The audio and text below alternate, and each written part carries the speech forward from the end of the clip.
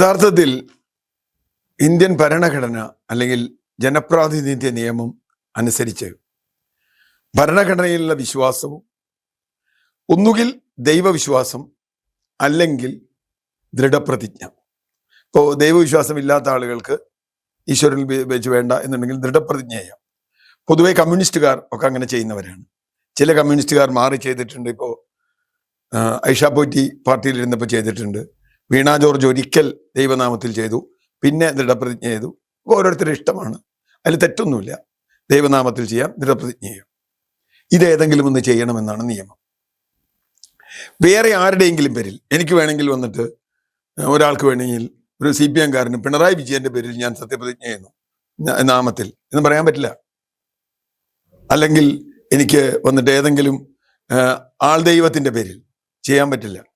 നമുക്കറിയാം, മുമ്പ് കൊടുങ്ങല്ലൂർ MLA ആയിരുന്ന ഉമേഷ് ചള്ളിയിൽ കേരള നിയമസഭയിൽ സത്യപ്രതിജ്ഞ ചെയ്തപ്പോൾ ശ്രീനാരായണ ഗുരുവിന്റെ പേരിലാണ് സത്യപ്രതിജ്ഞ ചെയ്തത്. അദ്ദേഹം SRP മെമ്പറായിരുന്നു.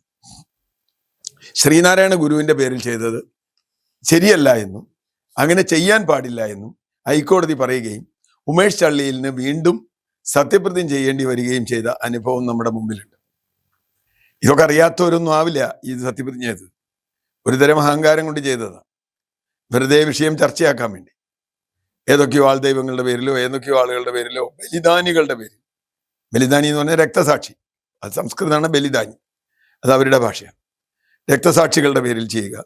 രക്തസാക്ഷികളുടെ പേരിൽ മുദ്രാവാക്യം വിളിക്കാം, പക്ഷേ സത്യപ്രതിജ്ഞ അതുപോരാ. ഇന്ത്യയിലെ നിയമം അനുസരിച്ച് വേണം സത്യപ്രതിജ്ഞ ചെയ്യാൻ. ജനപ്രാതിനിധ്യ നിയമവും സത്യപ്രതിജ്ഞയ്ക്കുള്ള അതിൻ്റെ കൃത്യമായ സഭാ ചട്ടങ്ങളും കാര്യങ്ങളും ഉണ്ട്. അപ്പോൾ അത് നഗരസഭയ്ക്കും ബാധകമാണ്. അതുകൊണ്ട് തന്നെ ഇത് നിയമവിരുദ്ധമാണ് എന്ന് കോടതി കണ്ടെത്തി. അത് കണ്ടെത്തിയതിൽ ഒരു തെറ്റുമില്ല, ഒരു അത്ഭുതവും ഇല്ല എനിക്ക്. കാരണം വളരെ എല്ലാവർക്കും അറിയാം, നേരത്തെ പറഞ്ഞതുപോലെ ഹൈക്കോടതി തന്നെ ഇക്കാര്യത്തിൽ കൃത്യമായി നിലപാടെടുത്തിട്ടുണ്ട് ഒരു കേസിൽ. എന്നിട്ട് ഇവർ ചെയ്തതെന്തിനാ? അത് ചെയ്തത് ഇവരെ സംബന്ധിച്ചിടത്തോളം വെറുതെ വിവാദമാക്കാനാണ്. ഞങ്ങൾ ബലിദാനികളുടെ പേരിൽ ചെയ്തു, ഞങ്ങൾ അല്ലെങ്കിൽ വേറെ ഏതെങ്കിലും ആൾ ദൈവത്തിന്റെ പേരിൽ എന്തൊക്കെയോ ദൈവങ്ങളുടെ പേരിലൊക്കെ ചെയ്തു എന്ന് പറഞ്ഞു. എനിക്കറിയില്ല. അങ്ങനെ ചെയ്യുന്നത് നിയമവിരുദ്ധമാണെന്ന് അറിഞ്ഞിട്ടും അത് ചെയ്തു. കാരണം ഇവർക്ക് ഭരണഘടനയോടോ നിയമത്തോടോ വലിയ ബഹുമാനമൊന്നും ഉണ്ടെന്ന് തോന്നിയിട്ടില്ല. പിന്നെ നിയമത്തോട് ബഹുമാനമുണ്ടെന്ന് കാണിച്ചില്ലെങ്കിൽ കയറാൻ പറ്റില്ല, അവിടെ സ്ഥാനത്തിരിക്കാൻ പറ്റില്ല എന്നുള്ളത് കൊണ്ട് ഭരണഘടനയും ഒക്കെ പറയുന്നതാണ്. ഭരണഘടനയിൽ ഇവർക്ക് വിശ്വാസമില്ല, നിയമത്തോട് ഇവർക്ക് വിശ്വാസമില്ല, അല്ലെങ്കിൽ ഇങ്ങനൊരു ആവശ്യം ചെയ്യേണ്ട കാര്യമല്ലോ. അപ്പൊ തീർച്ചയായിട്ടും BJP-ക്കാർ ഒരു മെസ്സേജ് തന്നെയാണ് നാട്ടുകാർക്ക് കൊടുത്തത്. ഞങ്ങൾക്ക് ഈ ഇടപാടിലൊന്നും വിശ്വാസം ഉണ്ടായിട്ടല്ല തൽക്കാലം. പണ്ട് കമ്മ്യൂണിസ്റ്റുകാർ അങ്ങനെ പറഞ്ഞിരുന്നു, ഞങ്ങൾക്ക് ഈ ജനാധിപത്യ വ്യവസ്ഥയിൽ വിശ്വാസമില്ല, ഞങ്ങൾക്ക് വിപ്ലവത്തിലാണ് വിശ്വാസം, തൊഴിലാളി വർഗ സർവാധിപത്യ വിപ്ലവത്തിലാണ് ഞങ്ങൾക്ക് വിശ്വാസം. പക്ഷെ ഇതൊരു ഇടത്താവളമാണ്. അതിലേക്ക് എത്തിക്കുന്ന ഒരു മാർഗമാണ് പാർലമെന്ററി ജനാധിപത്യം. ഏത്? സോഷ്യലിസ്റ്റ് വിപ്ലവത്തിലേക്ക്. ഇപ്പൊ ആരും അങ്ങനെ പറയുന്നില്ല. കമ്മ്യൂണിസ്റ്റുകാരും ഒന്നും ഓർമ്മയില്ല, മറന്നുപോയിട്ടുണ്ടോ? സോഷ്യലിസ്റ്റ് വിപ്ലവം ഒന്നും ഇപ്പൊ ആരും പറയാറില്ല. ജനകീയ ജനാധിപത്യ വിപ്ലവം പോലും പറയാറില്ല. അതുപോലെ ഇവരെ സംബന്ധിച്ചിടത്തോളം ഞങ്ങൾക്ക് ഈ ഭരണഘടന അല്ല വിശ്വാസം, ഞങ്ങൾക്ക് ഞങ്ങളുടെ ഒരു രാഷ്ട്രസങ്കല്പമുണ്ട്, ഞങ്ങൾക്കൊരു ഭരണഘടനാ നിയമസങ്കല്പമുണ്ട്, ഞങ്ങൾക്കൊരു നീതി സങ്കല്പമുണ്ട്. ആ നീതി സങ്കല്പം അനുസരിച്ച് ഈ ഭരണഘടനയിലെ ഒരു വ്യവസ്ഥയും ഞങ്ങൾ ബാധകമല്ല, ഞങ്ങളിത് അംഗീകരിക്കുന്നില്ല എന്ന പ്രഖ്യാപനമാണ്. പക്ഷെ ഇപ്പം നാണം കെട്ടു എന്നേ പറയാൻ പറ്റൂ. വീണ്ടും സത്യപ്രതിജ്ഞ ചെയ്യേണ്ടി വന്നു. നാണം കെട്ടു എന്ന് പറഞ്ഞു കഴിഞ്ഞാൽ ഇവരെ തെരഞ്ഞെടുത്ത ജനങ്ങളല്ലേ പൊട്ടന്മാരായത്?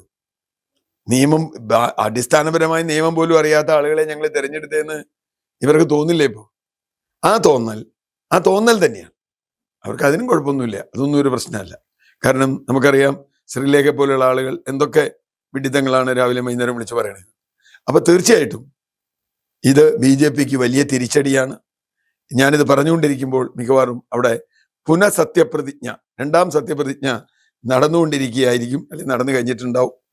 ഏതായാലും ഇനിയെങ്കിലും BJP-ക്കാർ ഈ രാജ്യത്തെ നിയമത്തെ, ഇവിടുത്തെ നിയമ സംവിധാനത്തെ, ചട്ടങ്ങളെ പാലിക്കാൻ തങ്ങൾക്ക് ബാധ്യതയുണ്ട് എന്ന് വിശ്വസിക്കുക. അല്ലെങ്കിൽ ഇതിനേക്കാൾ വലിയ കുഴപ്പങ്ങളിലേക്ക് നെയ്യാടും.